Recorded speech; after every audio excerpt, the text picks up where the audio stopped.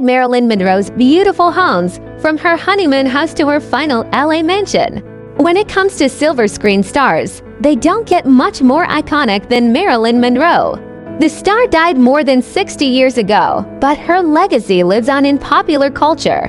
Throughout her glamorous career, Monroe called more than 40 places home, including a New York penthouse she shared with her husband, Arthur Miller.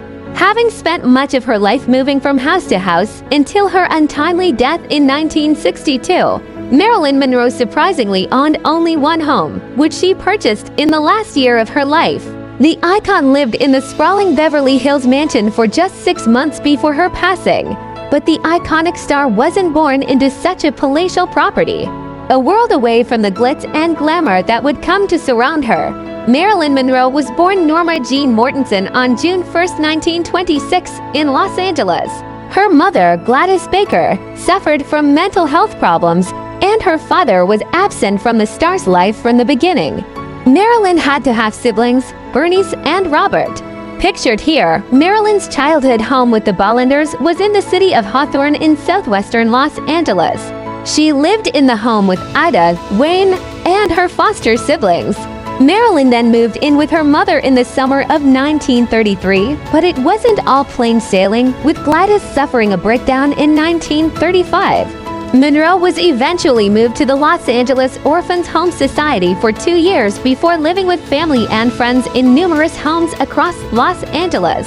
At just 16, Marilyn, still known as Norma Jean, married high school sweetheart James Doherty in 1942. The couple lived in this small apartment block for just 1 year until they moved on in 1943.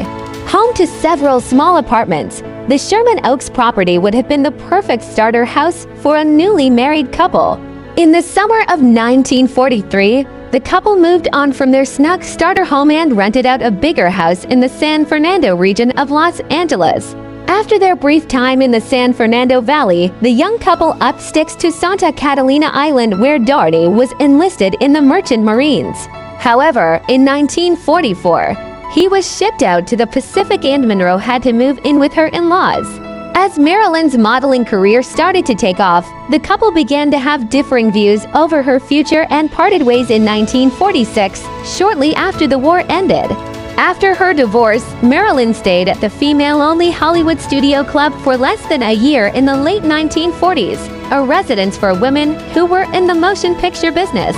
She then rented a space in this apartment building in Burbank for the summer while the couple, who owned the property, were on holiday. The home was close to the Warner Brothers studios, and it was during this period that Monroe embarked on her acting career with roles in Dangerous Years and Scudda Hay, and went on to change her name to the now iconic Marilyn Monroe. After her stay in Burbank, Monroe moved into the West Hollywood apartment of actor John Carroll and stayed for just 5 months. Then in 1949, she upped sticks again to this home, a stone's throw away from the celebrity property hotspot of Sunset Boulevard, with Johnny Hyde, Marilyn's first talent agent. Hyde was said to have encouraged the young star to dye her hair platinum blonde. Marilyn is pictured here in 1950, posing in Hyde's backyard. The plush 2-story residence boasts two spacious yards with a swimming pool, a sun terrace, and a guest house, which is where Marilyn resided during her stay. The nearly 5,900 square foot home has 5 bedrooms and 6 bathrooms and was built in 1941. This photo shows the pair together at an event in 1950, their 31-year age gap obvious. To avoid gossip and rumors surrounding her relationship with Hyde, Monroe eventually left his Beverly Hills home and moved into the luxurious Beverly Carlton Hotel, now the Avalon Hotel, less than 10 minutes away. After parting with Hyde, Monroe moved into a West Hollywood apartment with her drama coach, Natasha Lightis. Then, in 1952, Monroe moved into this beautiful 1930s home in the Outpost Estates neighborhood, which is still a sought-after address today.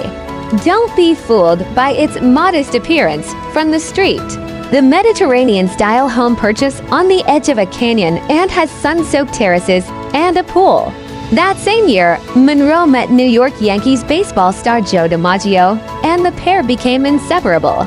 In one of the dozens of locations used in the making of Blonde, Netflix's 2022 biographical drama that tells the story of her life, some of Marilyn's real homes were used. This picture shows Ana de Armas as Marilyn and Bobby Cannavale playing Joe DiMaggio, recreating a famous photo of the couple during their marriage. Eventually, the lovebirds started to rent this rather modest Beverly Hills home. Photographed in 2020, the home looks perfect for a small family and features colorful window shutters and a quaint garden. But things were not always rosy for the couple. In September 1954, around 8 months after marrying Joe DiMaggio, Marilyn headed to New York for the filming of The 7-Year Itch. One of Monroe's most famous movies, it features the unforgettable scene where her dress blows up over a subway grate. Not long after, having been married for just 174 days, the couple divorced in October 1954. Marilyn and her attorney announced the end of her marriage to DiMaggio on the front lawn of their rented home. As we can see from this image, newsmen lingered outside the house to catch a glimpse of the pair. A woman who answered the door told the reporters that, while both Monroe and DiMaggio were at home, neither had a statement, and the press eventually drifted away. Following her separation from DiMaggio, Marilyn moved into an elegant 1930s apartment building in West Hollywood.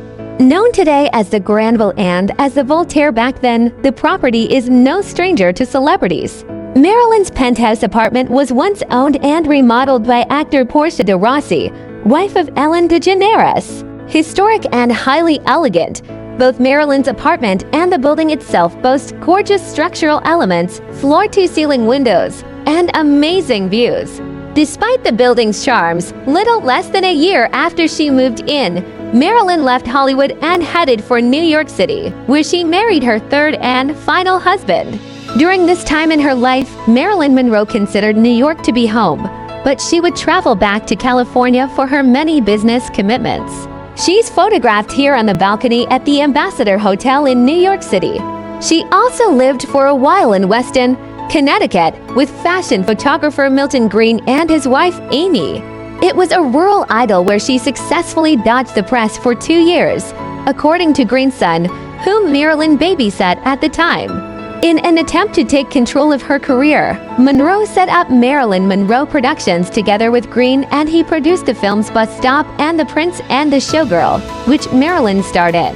When she sporadically returned to LA, Monroe would rent out houses and apartments around the city, sometimes using them for press photos and publicity shots, as in this photo taken in 1956. Marilyn was introduced to playwright Arthur Miller earlier in her career.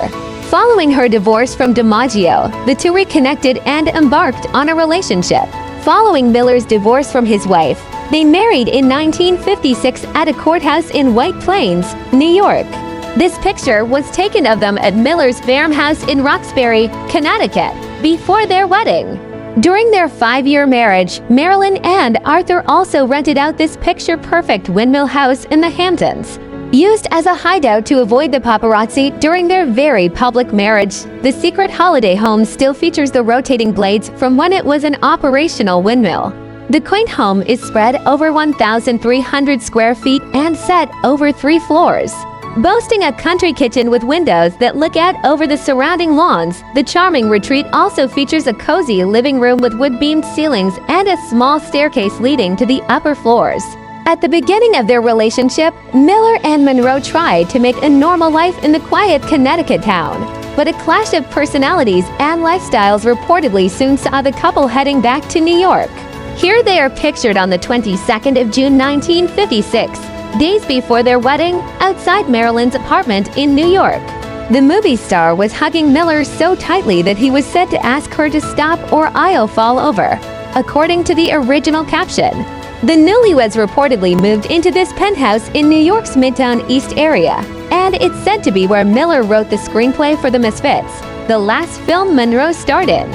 Dating back to 1927, the building was designed by architect Lafayette A. Goldstone and boasts a vaulted marble lobby complete with a doorman and elevator operator. 1 year on from their nuptials, Monroe and Miller looked just as happy as ever when they were photographed at the Waldorf Astoria, New York, in April 1957. The famed couple lived a 10-minute stroll away in their penthouse on East 57th Street.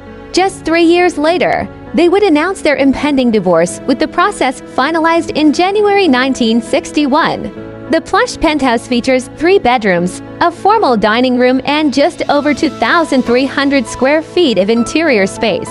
The luxury apartment is located in the 444 East 57th Street building, which is still popular with New York City's wealthy residents.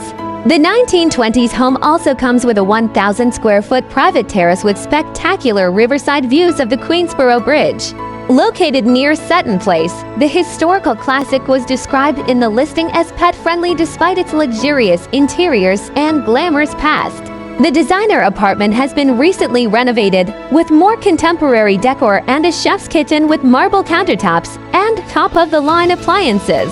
In January 1961, Monroe divorced Arthur Miller and headed back to Palm Springs, California, where she is said to have rented out this beautiful home.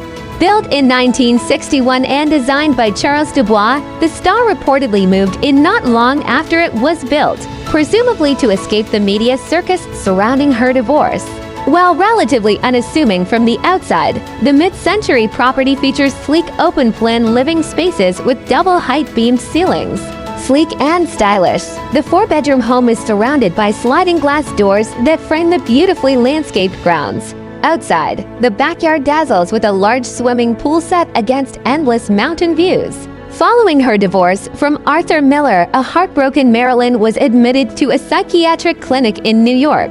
It was her ex-husband, Joe DiMaggio, who secured her release, whisking her away to the Yankees' Florida training camp to rest and recuperate. While DiMaggio longed for reconciliation, their relationship was a platonic one, but he stood by her and supported her during her mental health battles. After her death, he sent flowers to her grave for 20 years. As we know, following her divorce from Miller, Marilyn eventually moved to Brentwood, where she bought her first home. Sadly, of course, it was to be her last. While the future of her former residence has been uncertain at times, Monroe's legacy as Hollywood's most iconic actress continues to live on. Let's take a look inside her final home. Tucked away at the end of a peaceful cul-de-sac in the upmarket Brentwood area of Los Angeles, the Hacienda-style house was the very first home the screen siren ever owned by herself, and it was where she sadly died in August 1962. Once offering the actress a break from the spotlight, the private home sits behind secure walls and features a gated entrance. Purchased in 1961, at the age of 35, the star reportedly paid $75,000. That's around $812,649 today for the property, and lived there with her longtime housekeeper, Eunice Murray. Fast forward several decades, and the iconic home was bought by owners who planned to demolish the historic property. Luckily, a worldwide outcry halted the bulldozers. Listed by Mercer Vine, the Bijou 4-bedroom home was bought in July 2023 by Brenna Milstein and Roy Bank for just over $8.3 million. Having previously been owned by Glory of the Snow LLC, which bought it for a little over $7.2 million in 2017. The owners of the property filed for demolition permits, and in September 2023, the LA Department of Building and Safety gave the go-ahead for a plan check, which would begin the destruction process, according to the American newspaper The New York Post. Luckily for movie fans, the plans were stopped in their tracks, and in June 2024, the LA City Council officially designated it a historic cultural monument. However, in September 2025, the home faced the threat of demolition yet again, as the property's owners challenged the ruling. The appeal was denied by an LA judge, upholding the City Council's decision and marking the final word on the matter, according to news site Time Out. Featuring 4 bedrooms and 3 bathrooms, the house includes many of the details Monroe selected herself after traveling to Mexico City and Tijuana to hunt down decorations for the Spanish-style home, including kitchen tiles and Aztec-style textiles. The home was built in 1929 and features arched doorways and original beamed ceilings. The living room still has the original blue-tiled fireplace from Monroe's time at the house, while the kitchen is framed by a rustic wood ceiling and tiled floors. Not long after the star moved into the property, she passed away at home at the age of 36. When Marilyn finally found a home to call her own, suddenly, her problems were too great for her to overcome. It's a cruel irony that the world's most famous woman from a broken home always longed for a place to call her own. Thankfully, the storied home, an important piece of Hollywood's golden age history, will now be preserved for years to come. Thank you for watching. If you enjoyed this video, don't forget to like, share, and subscribe to support the channel. Your support means a lot. Hit the notification bell so you never miss out on new content. Always take care.